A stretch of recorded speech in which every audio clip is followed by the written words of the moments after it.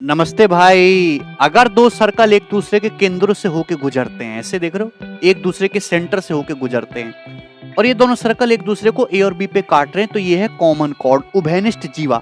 और common chord की जो लंबाई होगी वो आप डायरेक्ट निकाल सकते हैं √3r। क्योंकि ये दोनों सेंटर से गुजरते हैं तो जाहिर सी बात है दोनों सर्कल की रेडियस तो सेम ही है ना। ये अभी ये भी दोनों सर्कल की रेडियस बराबर हो जाएगी, ये भी स्मॉल आर, ये भी स्मॉल आर, ये भी स्मॉल आर। अभी ये नीचे भी स्मॉल आर, ये नीचे भी स्मॉल आर। एक्चुअली ऊपर नीचे दो इक्विलेटरल ट्रायंगल बन गए और इक्विलेटरल ट्रायंगल की साइड अगर स्मॉल आर है तो उसकी हाइट कितनी हो जाएगी? √3/2r। दो इक्विलेटरल ट्रायंगल की हाइट है, एक ऊपर एक नीचे, तो इसका दुगुना करेंगे तो यहां से आप √3r निकाल सकते हैं। बहुत इंपॉर्टेंट छोटा सा कंसेप्ट है, जैसे इस पे सवाल आता है यहाँ पर, तो 8 सेंटीमीटर रेडियस वाले तो इक्वल सर्कल है, एक दूसरे को इस प्रकार प्रतिच्छेद करते हैं कि प्रत्येक सेंटर से गुजरते हैं ना, each passes through the centre. Common chord की लंबाई रेडियस 8 है तो 8√3 आ गया, खत्म। पूरे गणित में वह सबसे छोटा चैप्टर जिसका एग्जाम में वेटेज सबसे ज्यादा है तो ज्योमेट्री का सर्कल है। छोटा सा है लेकिन सवाल सबसे ज्यादा पूछा जाता है। एक कंसेप्ट आपको सिखाता हूँ सर्कल का, रिपीटेड मोड में एग्जाम्स में आता है हर एक में। अगर दो सर्कल हैं जिनकी रेडियस r1 और r2 है, उनके केंद्रों के बीच की दूरी, सेंटर के बीच की दूरी d है, तो ए बी और सी डी कहलाते हैं डायरेक्ट कॉमन टेंजेंट। उभयनिष्ठ अनुप्रस्थ उभयनिष्ठ स्पर्श रेखा, इन दोनों की लंबाई बराबर होती है। तो डायरेक्ट कॉमन टेंजेंट की लंबाई निकालने का कंसेप्ट है √d² -r1 - r2 का होल स्क्वायर, बीच में माइनस आएगा। इस पे डायरेक्ट एग्जाम में आया हुआ सवाल देखिए सीपीओ 2022 का। दो सर्कल की रेडियस 4 और 7 है, सेंटर के बीच की दूरी 12 है। उभयनिष्ठ अनुप्रस्थ स्पर्श रेखा की लंबाई क्या होगी? √d² -r1 - r2 का होल स्क्वायर, 4 - 7 3 का होल स्क्वायर। तो मेरे पैर भी 3 तो कॉमन आ जाएगा, बचेगा क्या? 16 - 1 15, यानी कि 3√15 सेंटीमीटर। अब दिल्ली पुलिस 2022 का लेटेस्ट सवाल आप मुझे कमेंट्स में करके बताओ, कितना आड़ा टेढ़ा गोल मटोल ब्लैक एंड व्हाइट माहौल है। अब इस माहौल से मैं आपको कंसेप्ट सिखाऊंगा, मजा आ जाएगा आपको। देखिए दोस्त, ये आपके सामने सर्कल है, वृत्त। ये सर्कल का एक चाप है आर्क AB। तो इस आर्क AB द्वारा सेंटर पे जो कोण बनता है केंद्र पे, वो परिधि पे बने कोण का डबल होता है। ये थीटा है, ये 2 थीटा। अब ये सेमी सर्कल है, सर्कल का आधा हिस्सा। तो यहाँ मेरे दोस्तों जो सेमी सर्कल में एंगल बनेगा वो हमेशा 90 डिग्री होगा। क्यों? कि सेंटर पे कितना एंगल बनना है बच्चों? 180 डिग्री। सेंटर पे 180 डिग्री है तो परिधि पे कितना बनेगा? आधा 90। ये बात नहीं पता होगी, सर्कल का एक चौथा हिस्सा है क्वार्टर सर्कल, चतुर्थांश। क्वार्टर सर्कल में बना ये एंगल हमेशा 135 डिग्री का होता है। क्यों? क्योंकि भाई ये तो एंगल 90 डिग्री का है। ये कितना बचा मेरे पैर भी? टोटल राउंड 360 होना चाहिए, 270 डिग्री बचा। अगर सेंटर पे 270 है तो परिधि पे 270 का आधा 135 डिग्री। सब कुछ कितना रिलेटेड है आपस में, देखो कंसेप्ट। 9वीं क्लास में आपको बताया गया था कि अर्धवृत्त में बना कोण 90 डिग्री का होता है, लेकिन उसका यूज कॉम्पिटिशन में भी होता है। पर ऐसा होता क्यों है? जैसे आपके सामने सेमी सर्कल है, तो सेमी सर्कल में बना ये एंगल ACB हमेशा 90 डिग्री होगा। कैसे भाई? अगर आप इसको यहाँ से मिला दोगे, O इस सेमी सर्कल का सेंटर है, तो ये भी रेडियस है, ये भी रेडियस है, ये भी रेडियस है। आप बोलोगे हाँ जी सर, ये तो बात सही है। अब सभी बच्चे जानते हैं मेरे दोस्तों, किसी त्रिभुज में दो भुजाएं बराबर तो दो कोण बराबर। ये एंगल थीटा तो ये भी थीटा हो जाएगा, क्योंकि ये दोनों साइड इक्वल है। और आप ध्यान से देखेंगे ट्राइंगल COB को, ये एंगल अल्फा है तो ये भी अल्फा हो जाएगा। क्यों? क्योंकि मेरे दोस्त ये दोनों साइड बराबर है। अब पूरे बड़े ट्राइंगल ACB को आप देखोगे तो किसी भी ट्राइंगल में तीनों कोणों का ये जो योगफल है वो 180 डिग्री होता है। सारा माल जोड़ के 180 करेंगे, theta theta 2 theta, alpha alpha 2 alpha, तो थीटा प्लस अल्फा कितना आ गया? 90 डिग्री। इसकी वजह से ये angle theta plus alpha 90 degree होता है। ये थी सिंपल जिंदगी। मेंटोस जिंदगी दिखाते हैं कि सेंटर पे जो एंगल बनेगा सर्कमफेरेंस का डबल होगा। ये एक सर्कल है मेरे दोस्तों, ये बताओ ये कितना एंगल है? 180 डिग्री। तो सर्कमफेरेंस पे कितना होना चाहिए? आधा होना चाहिए, 90।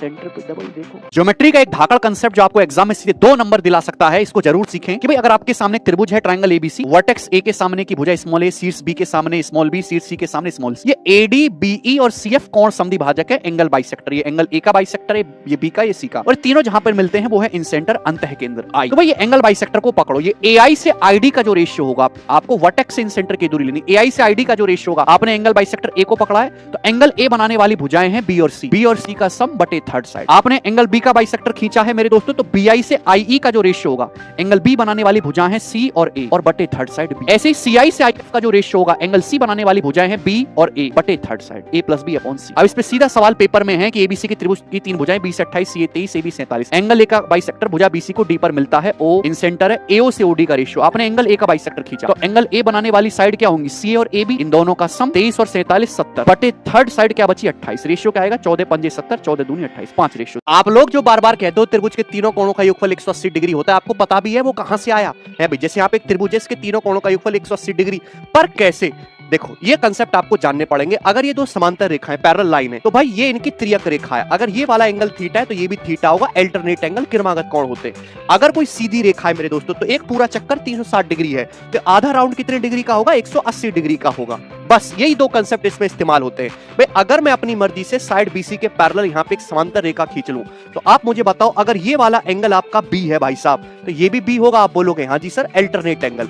अगर ये एंगल आपका सी है तो ये एंगल भी सी होगा। अल्टरनेट एंगल एकांतर कोण है ना। तो मेरे दोस्तों ये वाला एंगल कितना है? ए। और ये सीधी रेखा है और सीधी रेखा होने की वजह से ए प्लस बी प्लस सी बच्चों कितना हो गया? 180 डिग्री। ये इसके पीछे कारण है।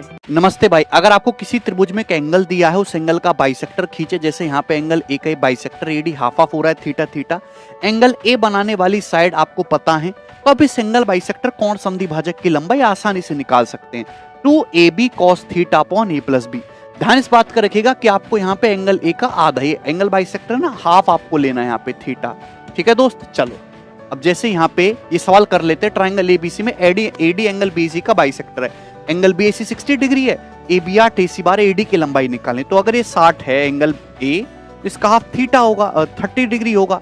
एडी की लंबाई क्या होगी? ट्वाइस ऑफ एंगल ए बनाने वाली साइड का प्रोडक्ट 8 गुणा 12 और cos 30 डिग्री जो कि √3/2 है। और नीचे आएगा दोस्तों a प्लस बी यानी कि 8 प्लस 12 20, 2 से 2 कट जाएगा। 4 दूनी 8, 4 पंजे 20 यानी कि 12 दूनी 24 √3/5 सेंटीमीटर सेकंड्स में निकाल सकते हैं। साइड और उनके बीच के एंगल पता होना चाहिए। इस शॉर्ट्स में जो आप कंसेप्ट सीखने वाले हो वो ज्योमेट्री के सबसे ज्यादा पूछे गए आसान कंसेप्ट में से एक है। भाई अगर आपके सामने एक समकोण त्रिभुज है एबीसी 90 डिग्री है तो जहां पे 90 डिग्री होगा वो ऑर्थो सेंटर होगा। हाइपोटेनस एसी है, इसका मिड पॉइंट ओ आपका सरकम सेंटर होगा। ये बीओ हाइपोटेनस की माध्यिका या फिर सरकम रेडियस होगी। सेंट्रोइड इसी लाइन पे होगा। सेंट्रोइड 2:1 में बांटेगा तो जो बीजी होगी ऑर्थो सेंटर और सेंट्रोइड के बीच की जो दूरी होगी वो हाइपोटेनस एसी का 1/3 होगी। AC/3 डायरेक्ट पूछा जाता है। समकोण त्रिभुज में ऑर्थो सेंटर और सेंट्रोइड लंब केंद्र और केंद्रक के बीच की दूरी उसके कर्ण का 3 होती है। ठीक है भाई, जैसे इसमें सवाल देखो प्रीवियस सर का, एक त्रिभुज की भुजाएं 33, 56 और 65 है। बताओ त्रिभुज के लंब केंद्र और केंद्रक के बीच की दूरी क्या है? 33, 56, 65 एक राइट एंगल ट्राइंगल है, पाइथागोरन ट्रिपलेट है। भैया क्या दूरी आएगी? 65/3 यानी कि 21.66। सवाल का उत्तर आ जाएगा अप्रॉक्स में। अब इस सवाल का आंसर आप मुझे कमेंट्स में करके बताओ। इन्हीं एक मिनट की वीडियो में आपको ज्योमेट्री के सारे कंसेप्ट सिखा दूंगा। अभी एक और धमाकेदार कंसेप्ट सीखते हैं कि अगर एबीसी एक राइट एंगल ट्राइंगल है समकोण त्रिभुज, ये 90 डिग्री है, राइट एंगल 90 डिग्री वर्टेक्स से हाइपोटेनस कर्ण पे परपेंडिकुलर डालते हैं तो ये जो बीडी लेंथ है हाइपोटेनस के ऊपर लंब, बीडी का स्क्वायर जो होता है ये एडी गुणा सीडी इनके प्रोडक्ट के बराबर होता है। इसमें पेपर में डायरेक्ट सवाल आता है, पूछा है बीडी की लंबाई बताओ, ये एडी 4 है सीडी 5 है तो बीडी का जो स्क्वायर होगा मेरे दोस्तों वो क्या होगा? 4 पंजे 20। तो बीडी कितना आ जाएगा? 20 का अंडर रूट यानी कि 2 √5 सेंटीमीटर। बात समझे? अब मेरे दोस्तों ये वाला सवाल आप मुझे कमेंट्स में करके बताइए जल्दी से। अगर आपको किसी त्रिभुज के तीनों कोणों का अनुपात दिया है तो केवल आप शकल देखकर बता सकते हैं कि ये ट्राइंगल किस टाइप का है। जैसे यदि किसी त्रिभुज के कोणों का अनुपात 17, 23, 40 है तो बताओ ट्राइंगल कैसा होगा। अगर आप ध्यान से देखेंगे तो सबसे बड़ा एंगल ये है। सबसे बड़े एंगल की वैल्यू बाकी दोनों एंगल के योग के बराबर है तो राइट एंगल ट्राइंगल होगा समकोण त्रिभुज को कि एक 90 डिग्री तो बाकी दोनों एंगल का सम भी 90 होना चाहिए। सबसे बेसिक ये देखिएगा, त्रिभुज के कोणों का अनुपात 24, 27, 24:37:55 है तो बताओ ट्राइंगल किस प्रकार का है। तो अगर आप यहाँ पे देखेंगे सबसे बड़ा एंगल ये है 55। सबसे बड़े एंगल की वैल्यू बाकी दोनों एंगल के योग से छोटी है तो कैसा त्रिभुज होगा? न्यून कोण त्रिभुज जिसमें सभी एंगल 90 डिग्री से छोटे या एक्यूट होते हैं। एक्यूट एंगल ट्राइंगल होगा। यहाँ देखिए त्रिभुज के कोणों का अनुपात 18:31:57 में त्रिभुज कैसा होगा? यहाँ सबसे बड़े एंगल की जो वैल्यू 57 वो बाकी दोनों एंगल के योग से बड़ी है तो कैसा त्रिभुज होगा? अधिक कोण। ये जो एंगल है मेरे दोस्तों ऑब्टूस एंगल है, 90 से बड़ा 180 से छोटा, इसकी वैल्यू बाकी दोनों एंगल के योग से बड़ी होगी। रेशियो एंगल का पता हो तो सेकंड्स ना पता हो ट्राइंगल कैसे है, बड़ी दिक्कत नहीं आएगी।